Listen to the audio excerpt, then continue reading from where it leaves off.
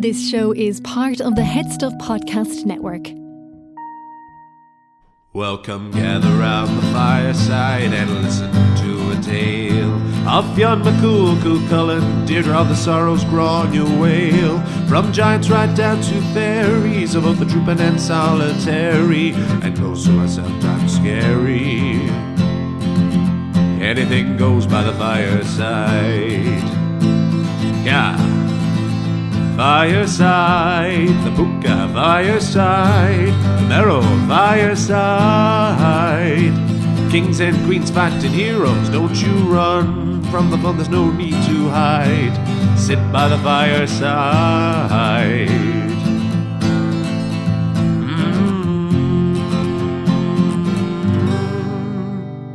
Fireside.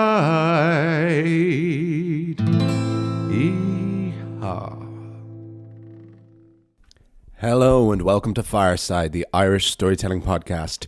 Each episode of Fireside, we take a story from folklore or mythology, we retell it, have a chat about the tale itself and about the craft, the culture and the history of storytelling. My name is Kevin C. O'Lahan. I'm your host and your Fireside Bard. Welcome to episode 207 of Fireside. Today on the Irish Storytelling Podcast, we have another rave scala, one of the pre-tales of the cattle raid of Cooley, the great epic of Ulster, the Ulster cycle of Irish mythology. This is the story of Nera. This is Nera's adventure. But before we get down to that, a very big welcome to any new and indeed returning listeners. If this is your first episode, you're more than welcome to listen to this. Some of the aspects of this story are a bit contextual, but like I like to approach most of these episodes, I like people to be able to come in blind if they want to, but for it also to be rewarding to those who have been with us on the journey of Fireside. So if you do enjoy this episode, why don't you head right back to the very beginning, over 206 episodes ago to the very beginning of this podcast, and see what we've been building up to on the journey thus far. And if you are a returning listener, as always, thank you so much for your continued support. There are various ways you can support this podcast. Number one, at the moment, you can buy tickets to my show. I'm doing a work in progress of a new piece called A Bard is a Failed Poet, about the bardic and poetic culture and history and tradition in Ireland that I'm doing as a piece paired with another show called the Lead Pipe Pigeon Brigade, and we are doing the Seen and Heard Festival at Smock Alley on the 21st and 22nd of February at 6:45 p.m. Tickets are available in the bio below.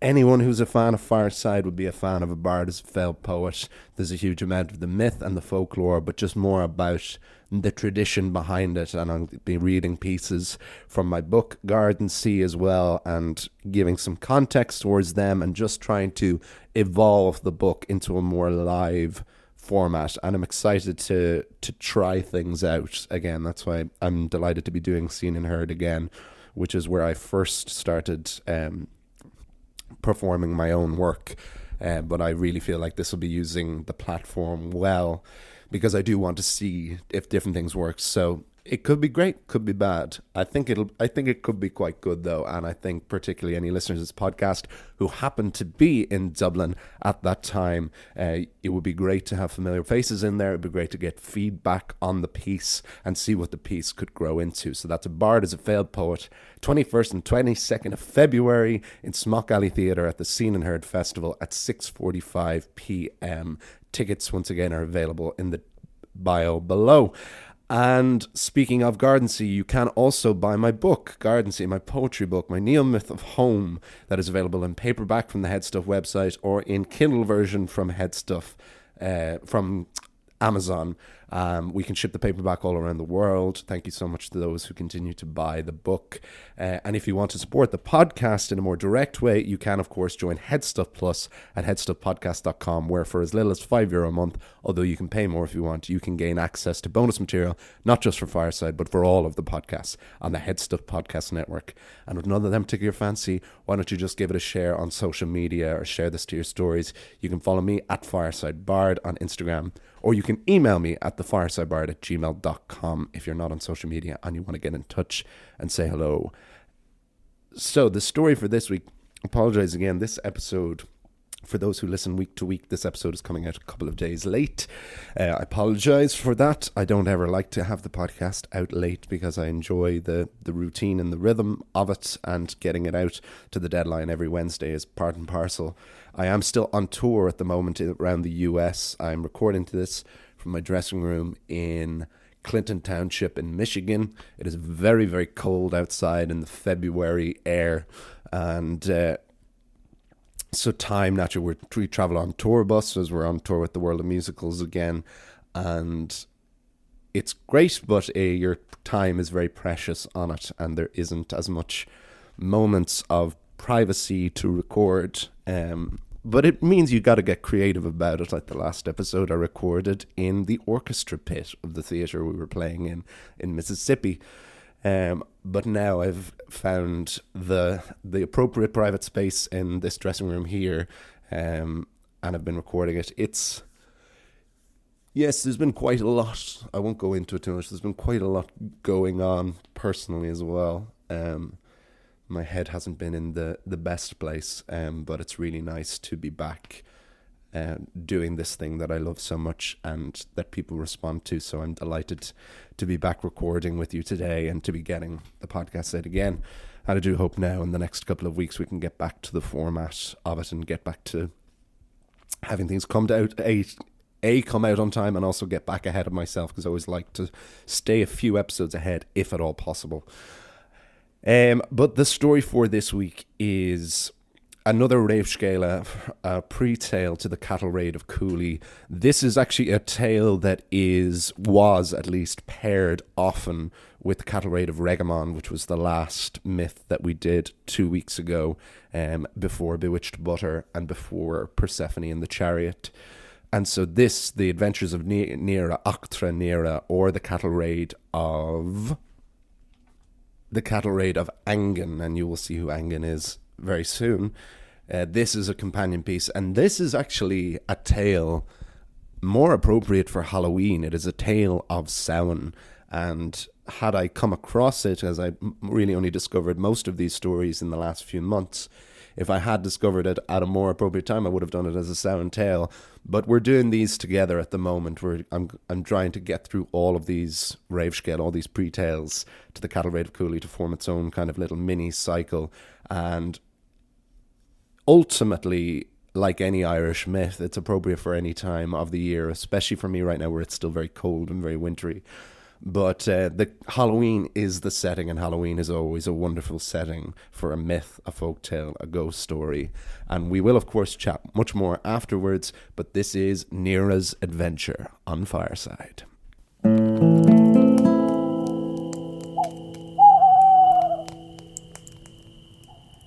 Nera's adventure. It was Halloween night, the Celtic feast of Samhain. The one night of the year where the dead may walk amongst the living. King Ailill and Queen Maeve were hosting a feast at Cruachan Fort in Connaught.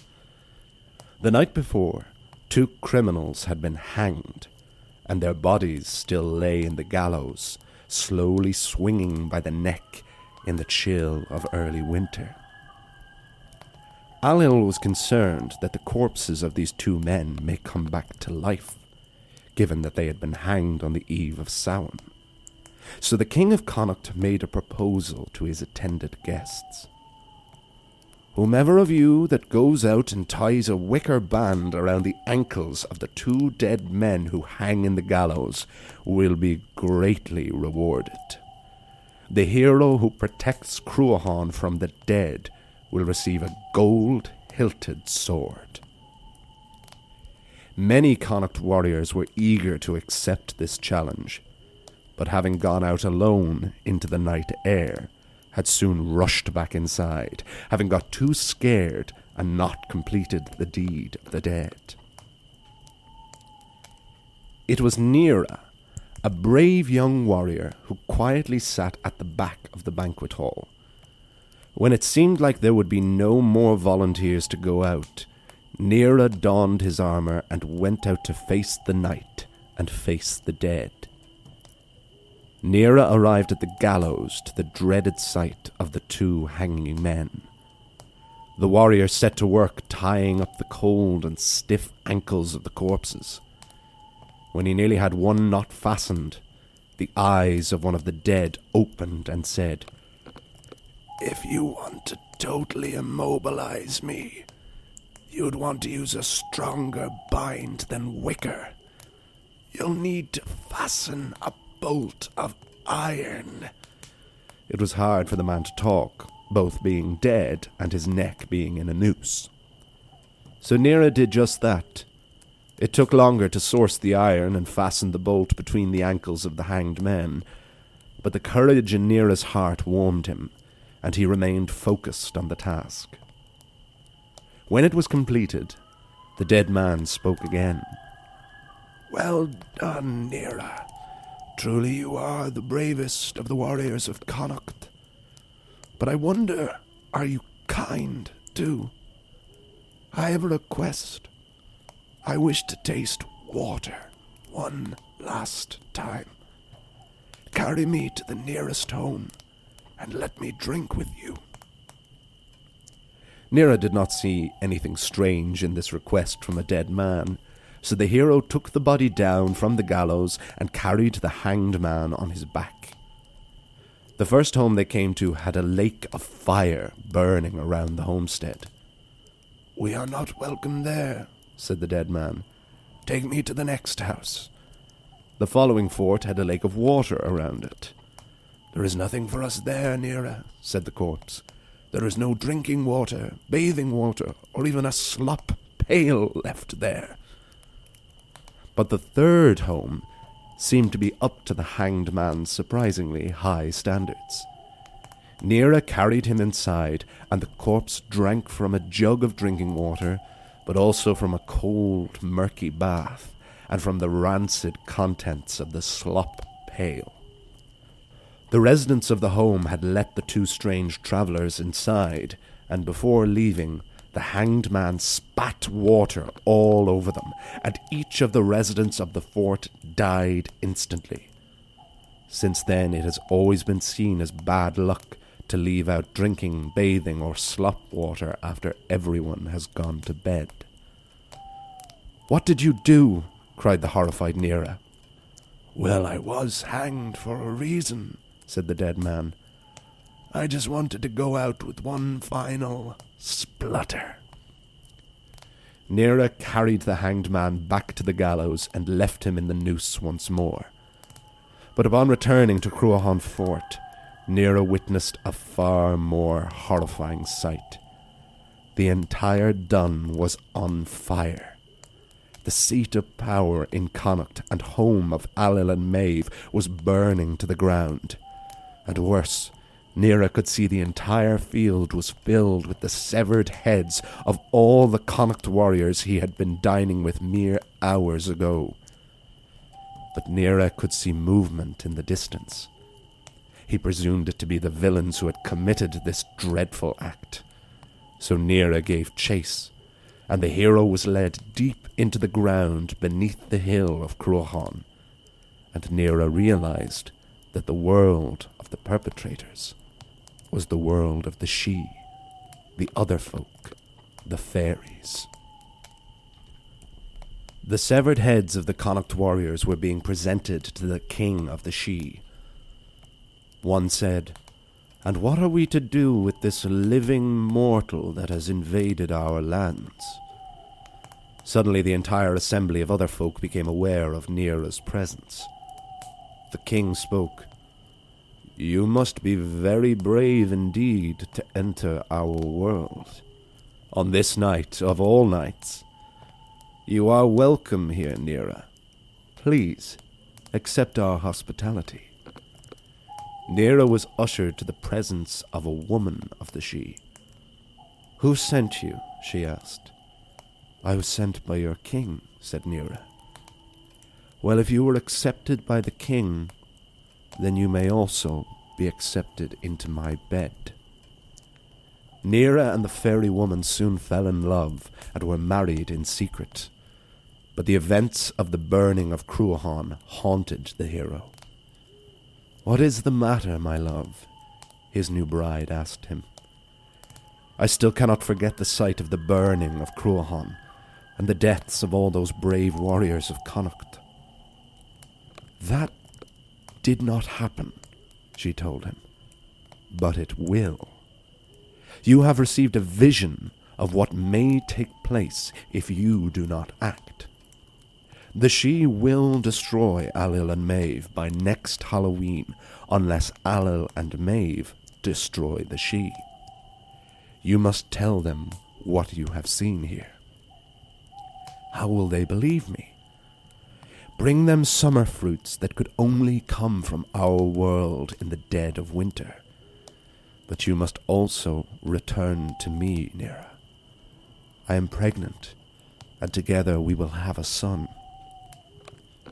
So Nera left his wife and the world of the Sidhe and returned to Cruachan, only to find the fort exactly as it had been before any of this dreadful business. There were no severed heads, and the only thing on fire was the burning hearts inside the walls. Though it had been several months for Nera, Ailill and Maeve welcomed him back as if he had left only an hour ago. "Welcome back, Nera. Did you bind the ankles of the dead men?" "I did indeed." And after he had been presented with his prize of the gold-hilted sword, the hero went on to tell his king and queen of what would come to pass. "So either you go to war with the Sidhe, or you will be destroyed by them by next Samhain." Ailill and Maeve were baffled by this tale, even with Nera's presentation of the fruits of the Sidhe. But strange things would occur over the course of that following year. Fergus MacRoke and his exiled band of 3,000 Ulstermen came to take refuge in Cruachan. Nera would return to the Sidhe to his wife and to meet his son, Angan. Angan had been gifted a calf by his mother, because of course, cattle were power, cattle were wealth. But then the Morrigan got involved. The Morrigan, the goddess of war, battle, and death. The Morrigan thrives on chaos and confusion, and she works in elaborate ways. The Morrigan stole the cow of Nera's son and brought her to Ulster, where she was bulled by Dun Culna, the brown bull of Cooley, the very bull that was about to have an entire long and bloody war fought on its behalf. By the brown bull of Cooley, the cow of Angan gave birth to a bull calf. That bull calf was brought back to Connaught, where it bellowed 3 times so that all in Cruachan fort heard. The bull calf was calling out to Finnvanach, the white-horned bull of Connaught, the prized possession of King Ailill and the only rival to Dun Culna. Finnvanach and the bull calf of Cooley began to charge at one another. Although Finnvanach was the much older and bigger bull, the calf of Cooley was ferocious and fought with the will of the Morrigan.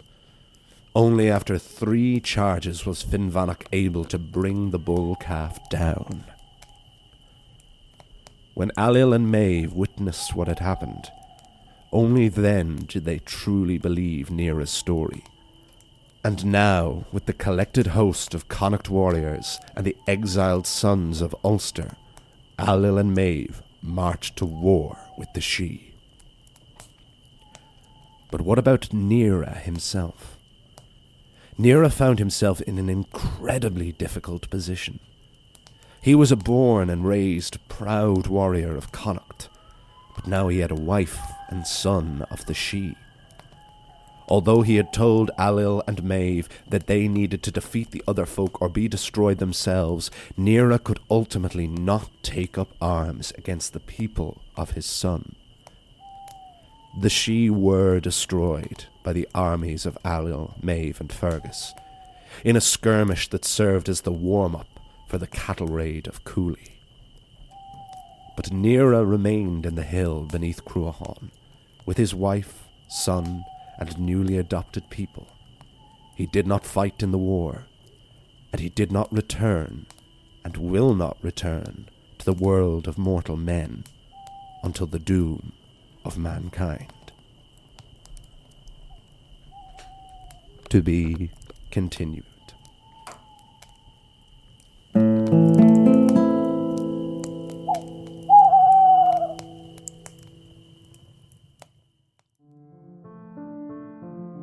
Are you interested in the world of the strange?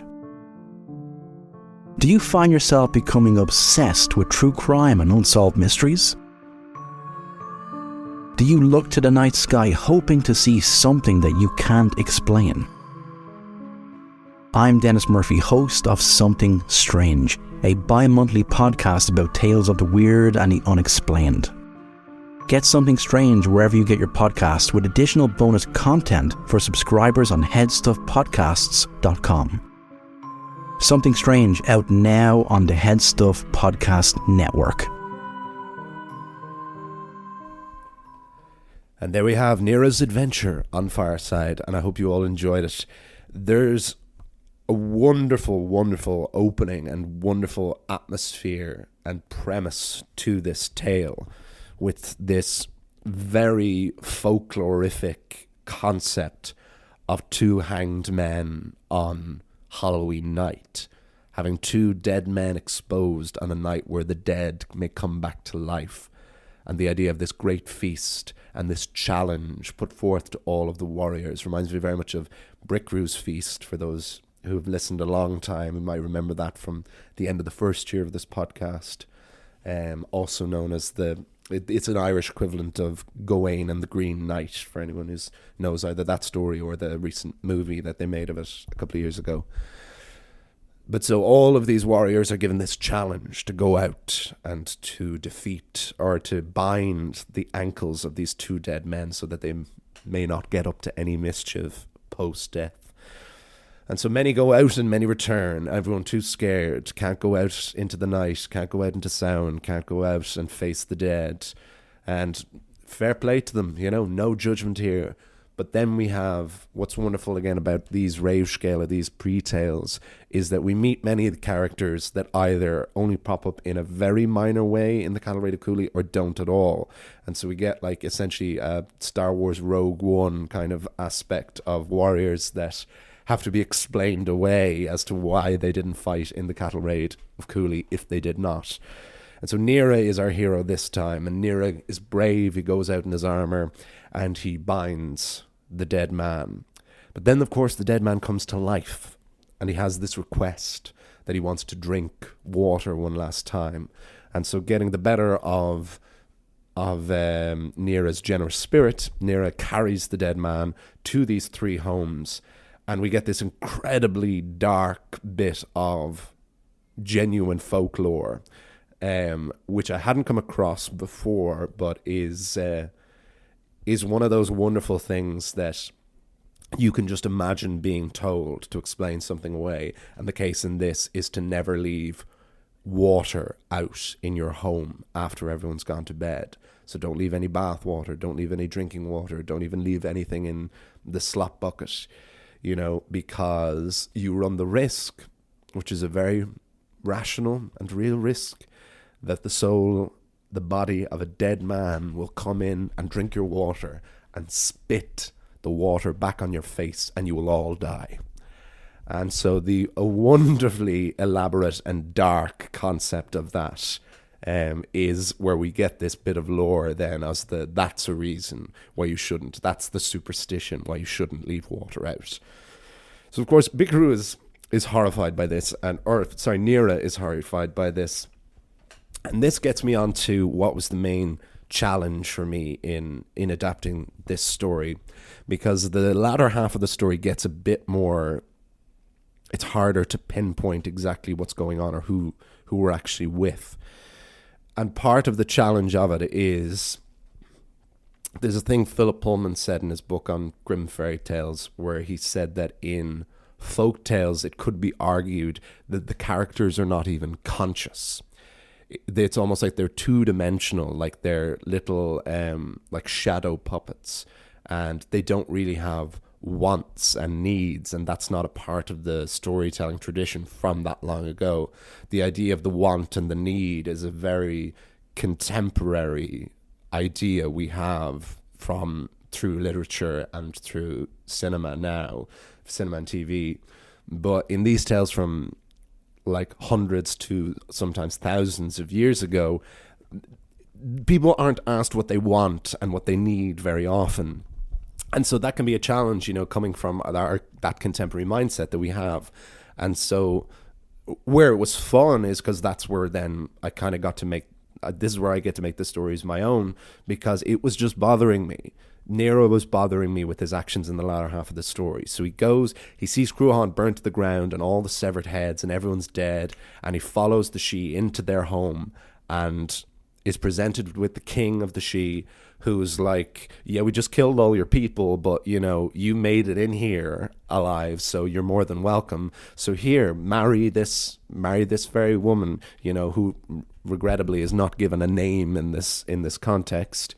And he marries her, falls in love with her, spends all this time with her. She becomes pregnant, and then he's like, but I'm still, it's still bothering me that all my people are dead. And it's revealed that this was a vision. And so Nera makes the choice then, and that's where he got the want and the need, is like he wanted or needed to stay with his new family, with his wife and his child on the way. But he feels he owes it to the people of Connaught to go back and tell them, you're going to get everything burned down and you're all going to die. And so he does, and I kind of added, just to give it a little bit more stakes, that Ailill and Maeve kind of weren't buying it before. And then we get a cameo from the greatest of all, we get a cameo from the Morrigan, and it's like greeting death as an old friend when the Morrigan comes into these tales, because she is just chaotic and dramatic and wonderful and dark.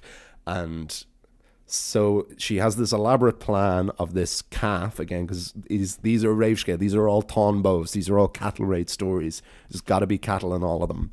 And the Morrigan takes this cow that is gifted to Angan, who is Nera's son, and she takes it and she gives it to the brown bull of Cooley, and the brown bull of Cooley has a bull calf by Angan's cow. And then this cow was brought back, and because the brown bull of Cooley and Finn Vannock were the two fairy swineherds who took the form of dragons and wolves and monsters and eventually turned into maggots and were swallowed in water by the parents of the brown bull of Cooley and Finn Vannock. And so Dunculna and Finn Vannock are destined to fight each other, and it is the great climax of the cattle raid of Cooley when these two bulls that this war is fought over finally meet each other. And it's wonderful that we get here where we get Dunculna's son going to fight against Finn Vannock, against his father's big rival, way before this final battle, and this is before the war even starts, and what I like about it is it just increases the world of it and the drama and the stakes of it. And I wanted to leave that as like that, this bizarre occurrence of this bull calf showing up and attacking Finn Vannock for seemingly no reason, that this is what makes Ailill and Maeve go, okay, something bigger's going on here. And so that is why they go and they march on the war with the Sidhe. And this war with the Sidhe is like, it's given even less context in the version I adapted this from, which I will put in the link description below. A lot of these I have had to go to for quite older sources because there aren't as many contemporary versions of them. And it just says they go and they defeat. But again, it brings it back to Nera. It doesn't actually say in the version I adapted it from whether Nera fights or not. And again, it just brings back to the want or the need. It was a nice opportunity to give him a bit of agency in his own story. The idea that he has told Ailill and Maeve that they do have to defeat the Sidhe or face destruction themselves, but that he would ultimately not be able to fight in it himself. Because it doesn't say whether he does or not. All it says is that they are destroyed, but that Nera stays with them. So their destruction does not necessarily mean all of their deaths. So there is still the Sidhe in the hills. And we have Nera's very, very good logical reason for not wanting to fight a war with Ailill and Maeve then, because he cannot on behalf of his wife and his son and his newly adopted people. So yeah, it's a shorter, again, these tales are quite compact, but there's so much in them, not just because they're filled with the grander story and the grander myth of which they are a part of, but just because it's such a dense world, and it's a world that really rewards like further exploration in, you know, to be still discovering stories like this over 4 years into this podcast is incredible. And I hope that those who have listened for a long time, that this will make you then like go back and re-listen to the Ulster cycle episodes and all, and just to keep the big picture in there as we fill out, as I say, the patchwork quilt of Irish mythology. And with that, I will wrap things up, but I hope you enjoyed this. I hope you enjoyed the adventures of Nera. We still have a few more of these Rave Scale to go, and I can't wait to explore more of them. I started with one of the bigger ones, and there is a bigger one to finish as well. That will have, I think, but I should get, especially doing the folk tales and the world tales as well. This should be carrying us through for a few months anyway, which is great. It's great to have that kind of focus and that drive, and just knowing we're in one world for a while. That's always my favorite way to operate. Follow me over on Instagram at FiresideBard. Email me thefiresidebard@gmail.com. Buy tickets to my show. A Bard is a Failed Poet. 21st and 22nd of February, 6:45 p.m, Smock Alley Theatre at the Seen and Heard Festival. You get tickets to 2 shows for the price of 1, us in the Lead Pipe Pigeon Brigade, which I'm very excited to be partnered with. See a work in progress, see what this show can be. Come along and support it. I'd be very, very grateful for any faces in the audience and any feedback afterwards. You can buy Garden Sea in paperback or Kindle. All of the links are in the description below, as is the link to support the podcast on Headstuff Plus. I will see you all. You'll hear me all next time when we'll have another Irish folk tale. And remember, wherever you are and wherever you go, you can always join me by the fireside.